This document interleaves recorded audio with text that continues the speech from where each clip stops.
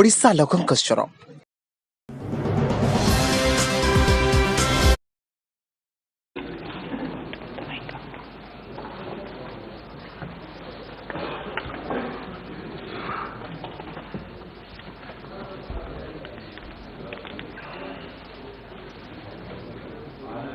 Honorable Speaker, sir, I present the budget for the year 2022-23. At the outset,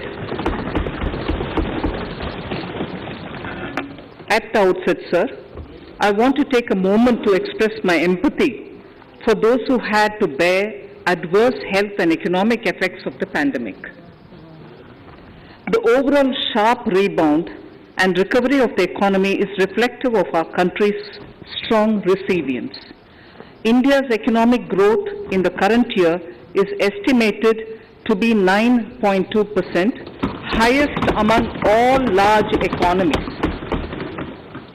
I recognize we are in the midst of an Omicron wave with high incidence but milder symptoms. Further, the speed and coverage of our vaccination campaign has helped greatly. With an accelerated improvement of health infrastructure in the past 2 years, we are in a strong position to withstand challenges. I am confident that with Sabka Prayas, we will continue our journey with strong growth. Honorable Speaker, we are marking Azadi Ka Amrit Mahotsav and have entered into Amrit Kal, the 25-year-long lead up to India at 100. Honorable Prime Minister in his Independence Day address had set out the vision for India at 100. By achieving certain goals during Amrit Kal, our government aims to attain this vision. They are complementing the macroeconomic level growth focus with a microeconomic level all-inclusive welfare focus, promoting digital economy and fintech, technology-enabled development, energy transition, and climate action, and relying on virtuous cycle starting from private investment with public capital investment, helping to crowd in private investment. Since 2014, our government's focus has been on empowerment of citizens, especially the poor and the marginalized. Measures have included programs that have provided housing, electricity, cooking gas, and access to water. We also have programs for ensuring financial inclusion and direct benefit transfers. We are committed to strengthening the abilities of the poor to tap all opportunities.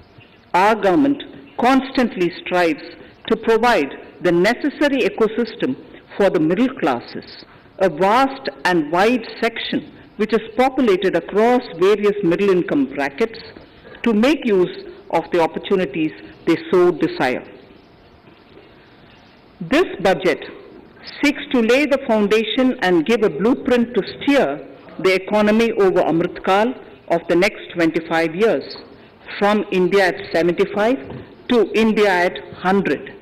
It continues to build on the vision drawn in the budget of 21-22. Its fundamental tenets, which included transparency of financial statement and fiscal position, reflect the government's intent, strengths, and challenges. This continues to guide us.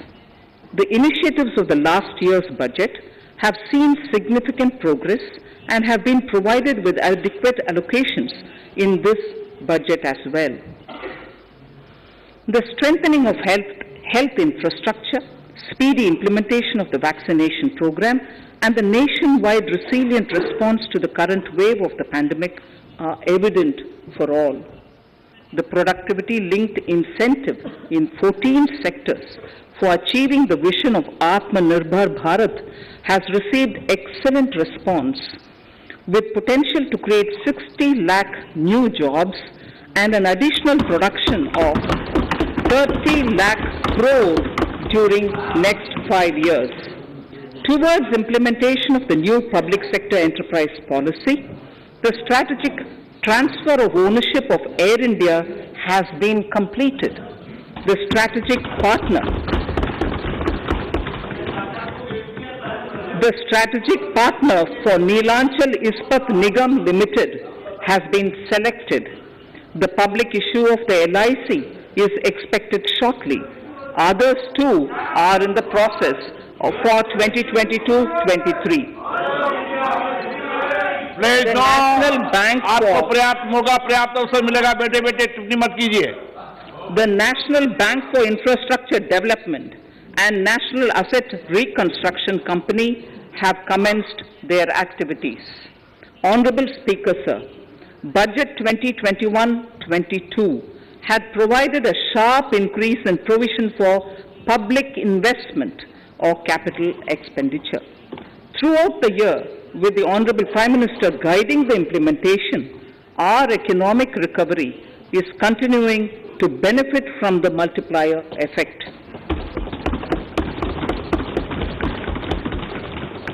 This budget continues to provide impetus for growth.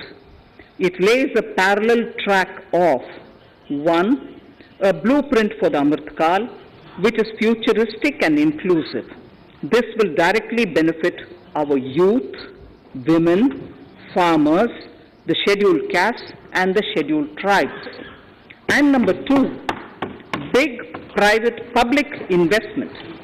Number 2, big public investment for modern infrastructure, readying for India at 100. This shall be guided by PM Gati Shakti and be benefited by the synergy of multimodal approach.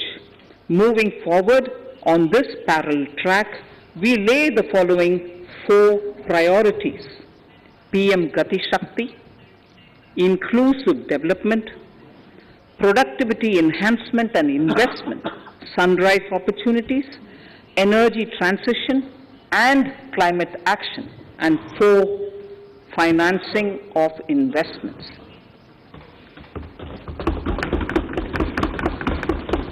PM Gati Shakti. PM Gati Shakti is a transformative approach for economic growth and sustainable development. The approach is driven by 7 engines, namely roads, railways, airports, ports, mass transport, waterways, and logistics infrastructure. All 7 engines will pull forward the economy in unison. These engines are supported by the complementary roles of energy transmission, IT communication, bulk water and sewerage, and social infrastructure. Finally, the approach is powered by clean energy and Sabka Prayas. The efforts of the central government, the state governments, and the private sector together, leading to a huge job and entrepreneurial opportunities for all, especially the youth. PM Gati Shakti Master Plan, National Master Plan. The scope of PM Gati Shakti National Master Plan will encompass the 7 engines for economic transformation, seamless multimodal connectivity, and logistics efficiency. It will also include the infrastructure development by the state governments as per Gati Shakti Master Plan. The focus will be on planning, financing, including through innovative ways, use of technology, and speedier implementation. The projects pertaining to these 7 engines in the national infrastructure pipeline will be aligned with PM Gati Shakti framework. The touchstone of the master plan will be world-class modern infrastructure and logistic synergy among different modes of movement, both of people and goods, and location of projects. This will help raise the productivity and accelerate economic growth and development. Road transport. PM Gati Shakti Master Plan for expressways will be formulated in 22-23 to facilitate faster movement of people and goods. The National Highways network will be expanded by 25,000 kilometers in 2022-23. 20,000 crores of rupees will be mobilized through innovative ways of financing to complement the public resources. The data exchange among all mode operators will be brought on unified logistics interface platform designed for application programming interface. This will provide for efficient movement of goods through different modes, reducing logistics cost and time, assisting just-in-time inventory management, and in eliminating tedious documentation. Most importantly, this will provide real-time information to all stakeholders and improve international competitiveness. Open source mobility stack for organizing seamless travel of passengers will also be facilitated. Contracts for implementation of multimodal logistic parks at 4 locations through PPP mode will be awarded in 22-23. Railways will develop new products and efficient logistic services for small farmers and small and medium enterprises, besides taking the lead in integration of postal and railways network to provide seamless solutions for movement of parcels. One station, one product concept will be popularized to help local businesses and supply chains. As a part of Atmanirbhar Bharat, 2,000 kilometers of network will be brought under Kavach, the indigenous world-class technology for safety and capacity augmentation in 2022-23. 400 new generation Vande Bharat trains will better energy efficiency and passenger riding experience will be developed and manufactured during the next 3 years. 100 PM Gati Shakti cargo terminals for multimodal logistics facilities will be developed during the next 3 years. Innovative ways of financing and faster implementation will be encouraged for building metro systems of appropriate type at scale. Multimodal connectivity between mass urban transport and railway stations will be facilitated on priority. Design of metro systems, including civil structures, will be reoriented and standardized for Indian conditions and needs. Parvat Mala, as a preferred ecologically sustainable alternative to conventional roads in difficult hilly areas, National Ropeways Development Program will be taken up on PPP mode. The aim is to improve connectivity and convenience for commuters, besides promoting tourism. This may also cover congested urban areas where conventional mass transit system is not feasible. Contracts for 8 such ropeway projects for a length of 60 kilometers will be awarded in 22-23. With technical support from the Capacity Building Commission, central ministries, state governments, and their infra agencies will have their skills upgraded. This will ramp up capacity in planning, design, financing, including innovative ways, and implementation management of the PM Gati Shakti infrastructure projects. Inclusive development, our second priority. Agriculture. The procurement of wheat in Rabi 21-22 and the estimated procurement of paddy in Kharif 21-22 will cover 1,208 lakh metric tons of wheat and paddy from 163 lakh farmers, and 2.37 lakh crores will be the direct payment of MSP value to their accounts. Chemical-free natural farming will be promoted throughout the country with a focus on farmers' lands in 5-kilometer wide corridors along the river Ganga at the first stage. 2023 has been announced as the International Year of Millets. Support will be provided for post-harvest value addition, enhancing domestic consumption, and for branding millet products nationally and internationally. To reduce our dependence on import of oil seeds, a rationalized and comprehensive scheme to increase domestic production of oil seeds will be implemented.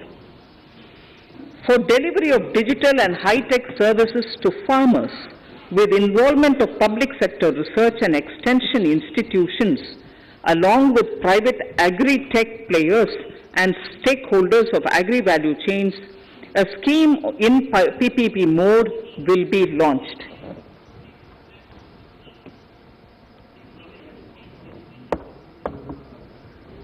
Use of Kisan drones will be promoted for crop assessment, digitization of land records, spraying of insecticides and nutrients.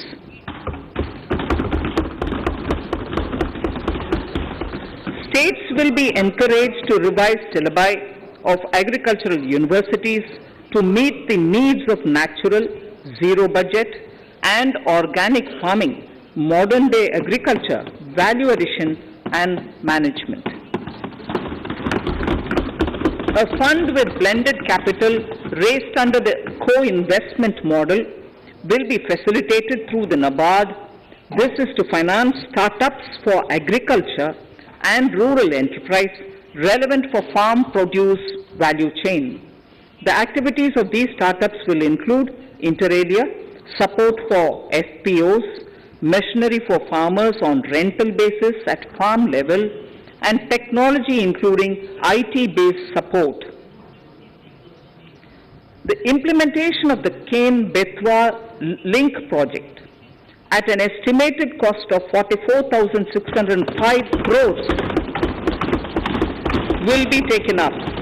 This is aimed at providing irrigation benefits to 9.0 lakh hectare of farmers' lands, drinking water supply to 62 lakh people, 103 megawatt of hydro, 27 megawatt of solar power, allocations of 4,300 crores of rupees in the RE 21-22 and 1,400 crores of rupees in 22-23 have been made for this project. Honorable Speaker, sir, draft DPRs for 5 river links, namely Daman-Ganga Pinjal, Par-Tapi Narmada, Godavari Krishna, Krishna Pennar, and Pennar Kaveri have been finalized. Once a consensus is reached among the beneficiary states, the Centre will provide support for their implementation. For farmers to adopt suitable varieties of fruits and vegetables and to use appropriate production and harvesting techniques, our government will provide a comprehensive package with participation of state governments. MSMEs, Udyam, eShram, NCS and ASEAN portals will be interlinked.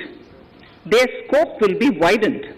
They will now perform as portals with live organic databases providing G2C, B2C and B2B services. These services will relate to credit facilitation, skilling and recruitment with an aim to further formalize the economy and enhance entrepreneurial opportunities for all. Emergency Credit Line Guarantee Scheme has provided the much needed additional credit to more than 130 lakh MSMEs. This has helped them mitigate the adverse impact of the pandemic. The hospitality and related services, especially those by micro and small enterprises, are yet to regain their pre-pandemic level of business. Considering these aspects, the ECLGS will be extended up to March 2023 and its guarantee cover will be expanded by 50,000 crores of rupees to total cover of 5 lakh crores.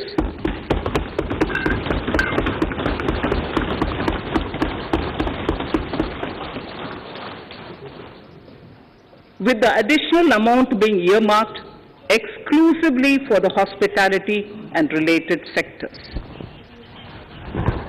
Credit Guarantee Trust for Micro and Small Enterprises, CGT-MSE, scheme will be revamped with required infusion of funds. This will facilitate additional credit of 2 lakh crore for micro and small enterprises and expand employment opportunities.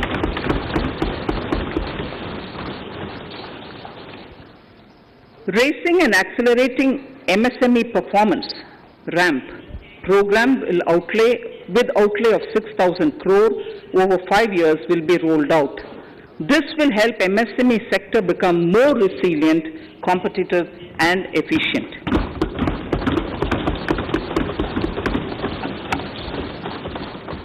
Skilling programs and partnership with the industry will be reoriented to promote continuous skilling avenues, sustainability and employability.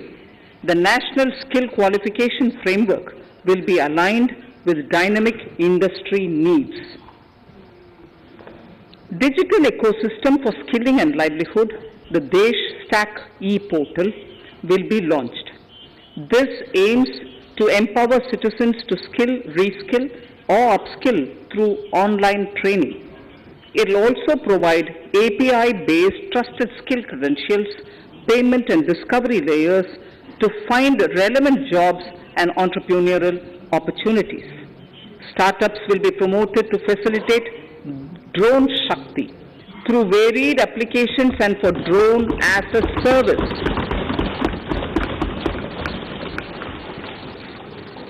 In select ITIs in all states, the required courses for skilling will be started. Due to the pandemic-induced closure of schools, our children, particularly in the rural areas and those from scheduled castes and scheduled tribes and other weaker sections, have lost almost 2 years of formal education. Mostly, these are children in government schools. We recognize the need to impart supplementary teaching and to build a resilient mechanism for education delivery. For this purpose, One Class, One TV channel program of PM eVidya will be expanded from 12 to 200 TV channels. This will enable all states to provide supplementary education in regional languages for classes 1 to 12.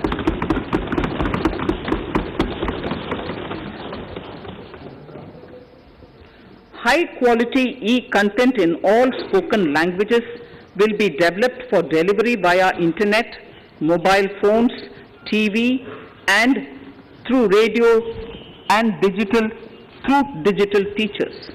A competitive mechanism for development of quality e-content by the teachers will be set up to empower and equip them with digital tools of teaching and facilitate better learning outcomes. A digital university will be established to provide access to students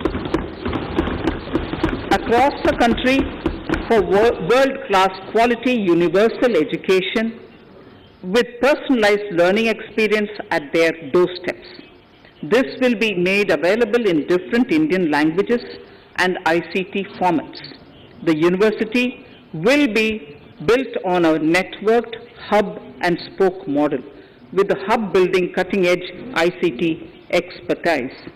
The best public universities and institutions in the country will collaborate as a network of hub and spoke.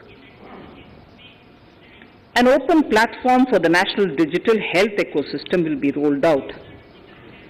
It will consist of digital registries of health providers and health facilities, unique health identity, consent framework, and universal access to health facilities. The pandemic has accentuated mental health problems in people of all ages. To better the access to quality mental health counseling and care services, a national tele-mental health program will be launched.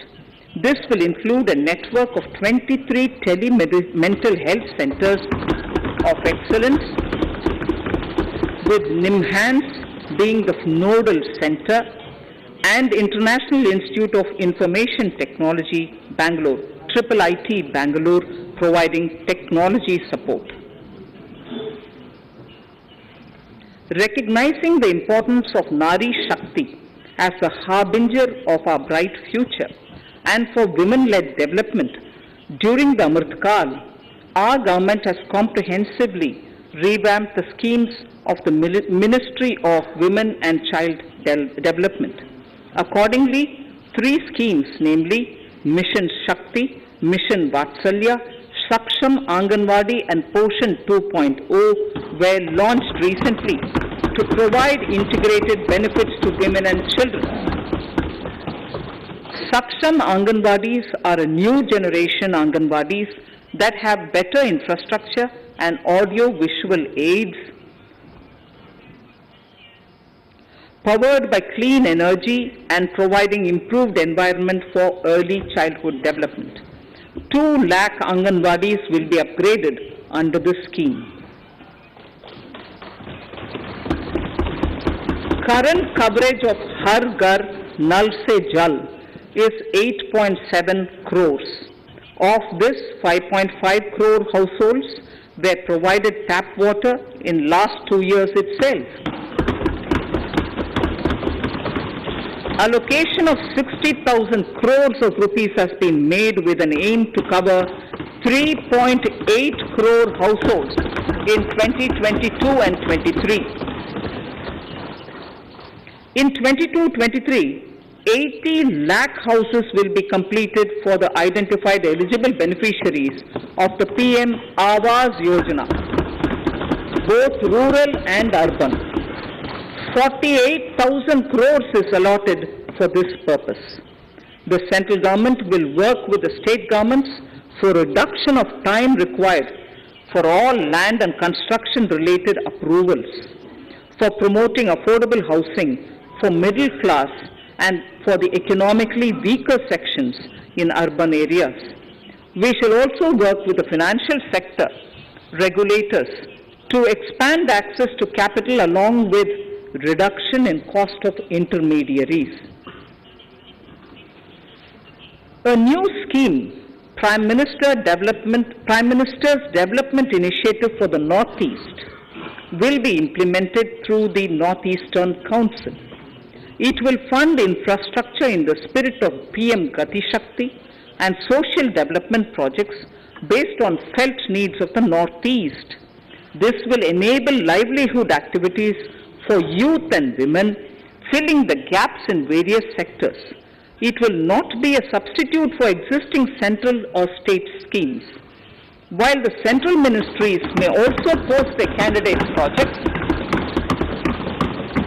priority will be given to those posted by the states. An initial allocation of 1,500 crores of rupees will be made, and the initial list of projects is given in Annexure 1 of my speech.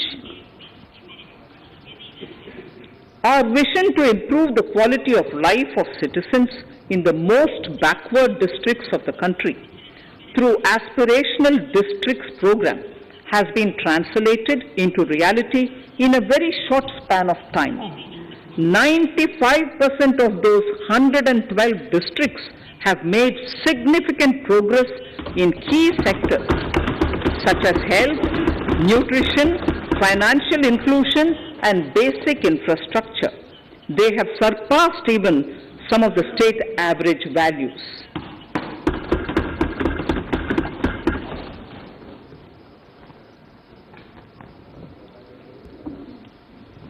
However, in those districts, some blocks continue to lag. In 22-23, the program will focus on such blocks in those districts. Border villages with sparse population, limited connectivity, and infrastructure often get left out from the development gains. Such villages on the northern border will be covered under a new Vibrant Villages program. The activities will include construction of village infrastructure, housing, tourist centers, road connectivity, provisioning of decentralized renewable energy, direct-to-home access for Doordarshan and educational channels, and support for their livelihood generation. Additional funding for these activities will be provided. Existing schemes will be converged. We will define their outcomes and monitor them on a constant basis.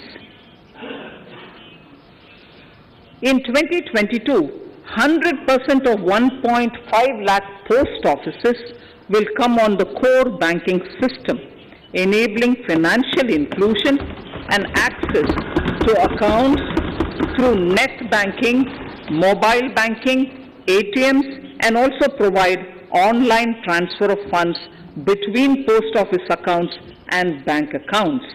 This will be helpful especially for farmers and senior citizens in rural areas, enabling interoperability and financial inclusion. Honorable Speaker, sir, in recent years, digital banking, digital payments, and fintech innovations have grown at a rapid pace in the country. Government is continuously encouraging these sectors to ensure that the benefits of digital banking reach every nook and corner of the country in a consumer-friendly manner. Taking forward this agenda and to mark 75 years of our independence, it is proposed to set up 75 digital banking units in 75 districts of the country by scheduled commercial banks.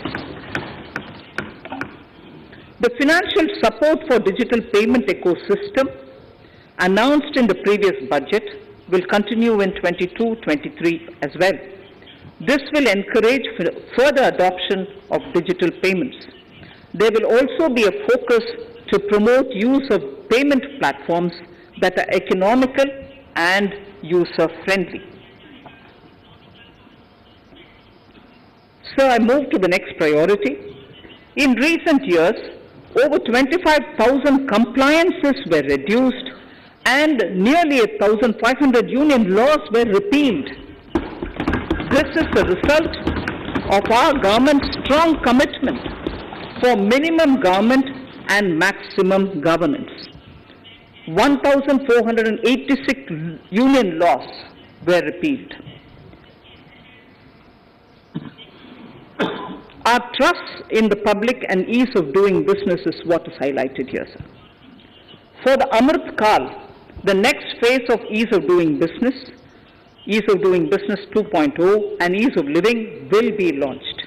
In our endeavor to improve productive efficiency of capital and human resources, we will follow the idea of trust-based governance.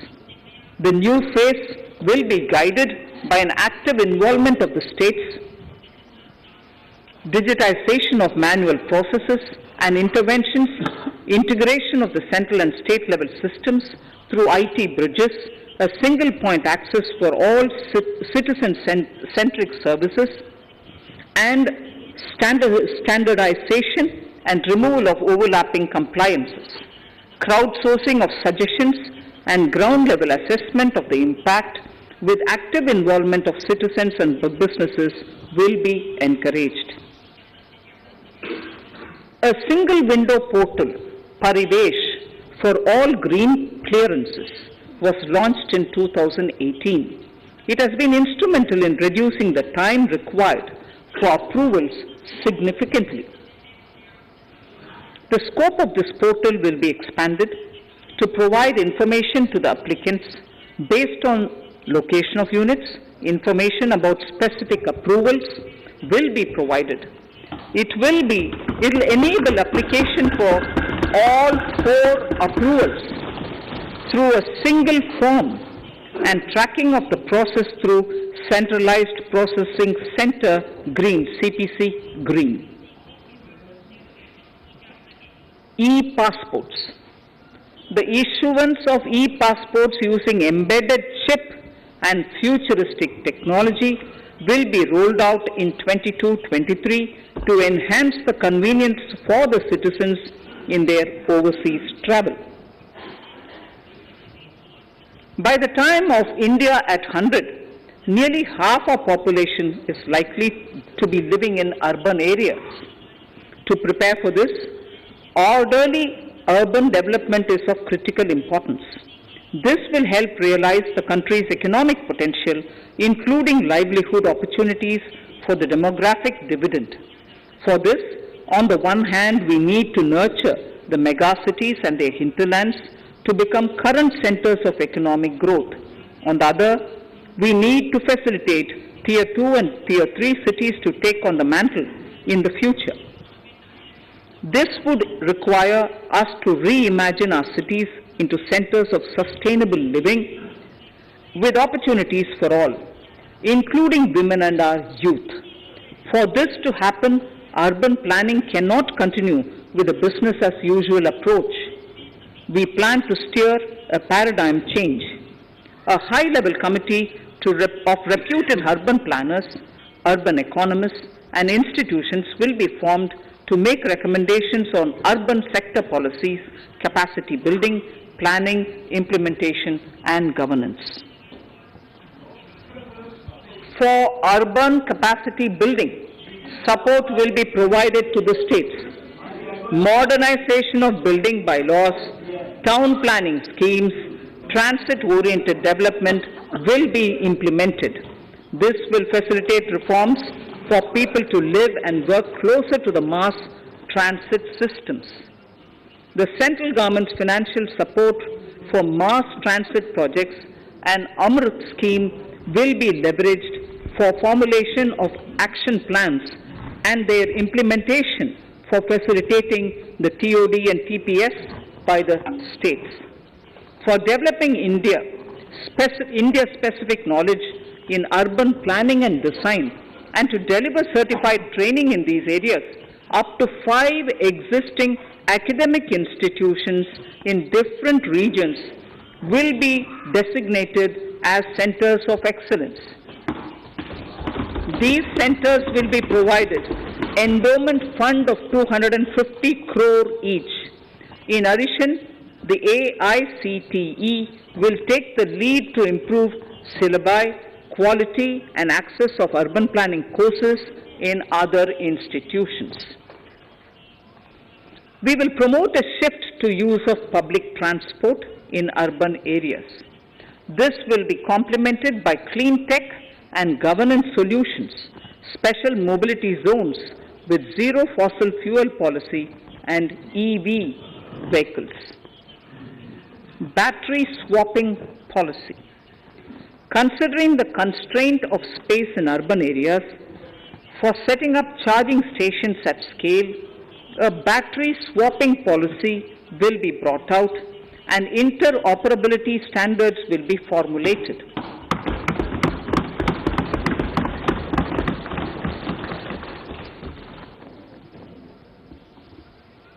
The private sector will be encouraged to develop sustainable and innovative business models for battery or energy as a service. This will improve efficiency in the EV ecosystem. Efficient use of land resources is a strong imperative. States will be encouraged to adopt unique land parcel identification number to facilitate IT-based management of records. The facility for transliteration of land records across any of the Schedule 8 languages will also be rolled out. The adoption of linkage with National Generic Document Registration System (NGDRS) with the One Nation, One Registration software will be promoted as an option for uniform process of registration and anywhere registration of deeds and documents. Necessary amendments in the code IBC will be carried out to enhance the efficiency of the resolution process and facilitate cross-border insolvency resolution. accelerated corporate exit. Several IT-based systems have been established for accelerated registration of new companies. Now the Center for Processing Accelerated Corporate Exit, CPACE, will process re-engineering, will be established to facilitate and speed up the voluntary winding up of these companies from the currently required 2 years to less than 6 months. Government procurement. Government rules have recently been modernized for the needs of Amritkal. The new rules have benefited from the inputs from various stakeholders. The modernized rules allow use of transparent quality criteria besides cost and evaluation of complex tenders.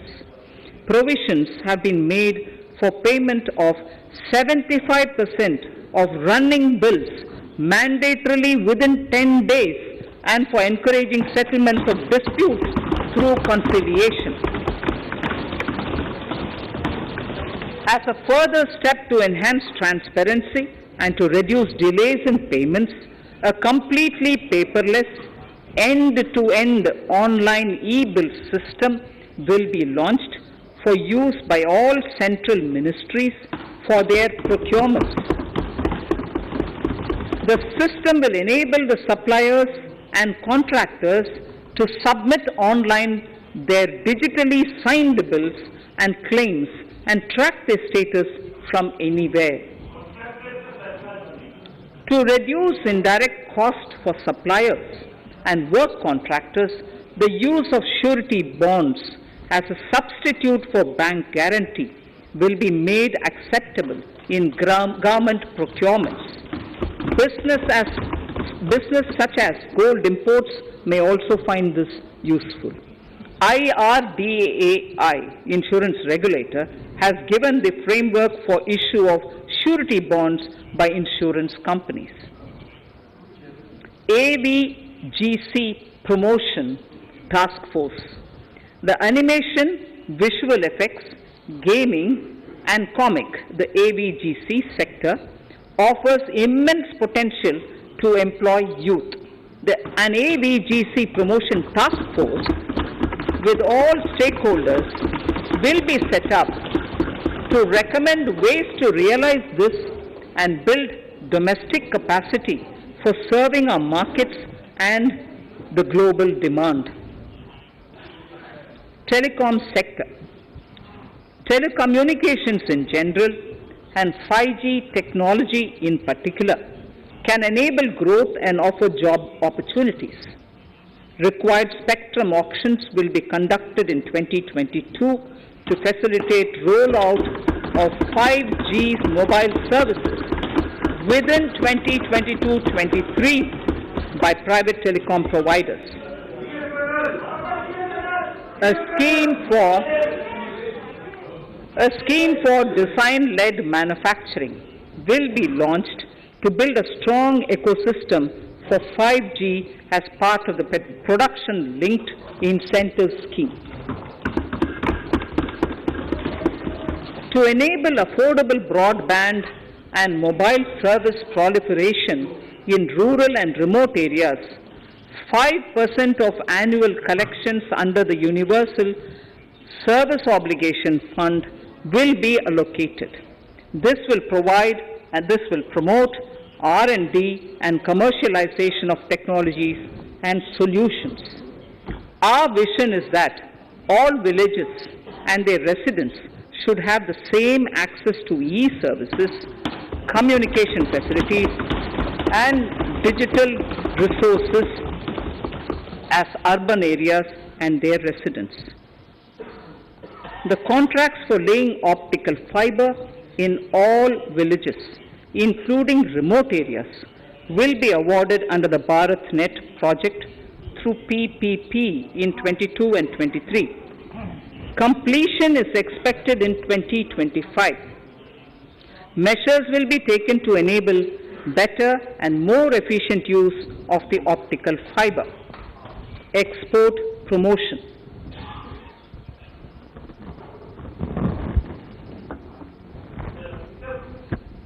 The Special Economic Zones Act